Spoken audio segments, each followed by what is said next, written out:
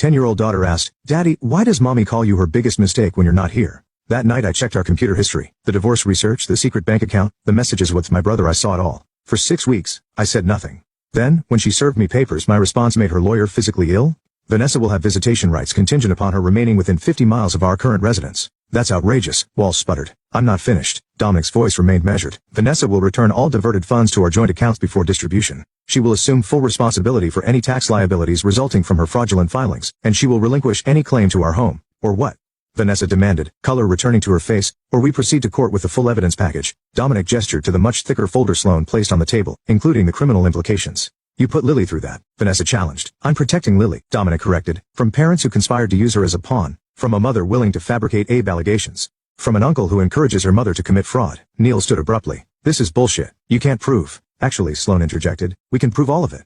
The question is whether we need to do so publicly. The implied threat hung in the air. Walsh whispered urgently to Vanessa, who appeared increasingly distressed. You have until Friday to accept these terms, Dominic concluded, standing. After that we proceed to full discovery and trial. As I left the conference room, Dominic heard Neil's voice behind him. You smug bastard. You think you've won? Dominic turned slowly. No, Neil. I think you and Vanessa lost the moment you decided to betray me. I'm just establishing the cost.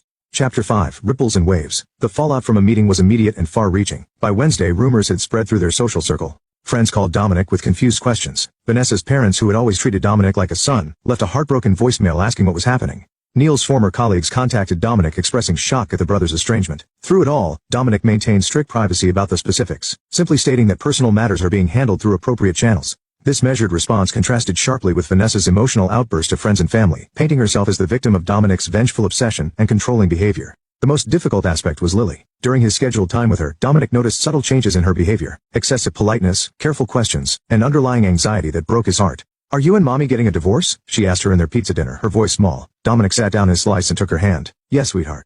I'm sorry, but we are. Her lower lip trembled. Is it because of what I told you about Mommy calling you a mistake? Absolutely not, Dominic said firmly. What's happening between Mommy and me is grown-up stuff that started long before that. None of this is your fault, not one bit. Uncle Neil says that sometimes daddies get really angry during divorces, and that's why kids have to go live with their mommies. The calculated manipulation in this statement made Dominic's blood boil, but he kept his expression gentle. That's not true for us. I'm not angry at you, not ever. And we don't know yet exactly how things will work with where you'll live, but I promise you'll always have your room at home with me. Mommy says we might move to Colorado with Uncle Neil. She says they have better schools there. Dominic took a measured breath. Do you want to move to Colorado, Lily? She shook her head emphatically. No, my friends are here, and you're here. Then I promise you won't have to move. It was a promise Dominic intended to keep at any cost. That evening, after returning Lily to Vanessa, who refused to make eye contact with him, Dominic received an unexpected visit from Vanessa's father, Richard Montgomery. Richard had been a circuit court judge before retirement, and Dominic had always respected his principled, straightforward nature. I need to understand what's happening, Richard said as Dominic let him in.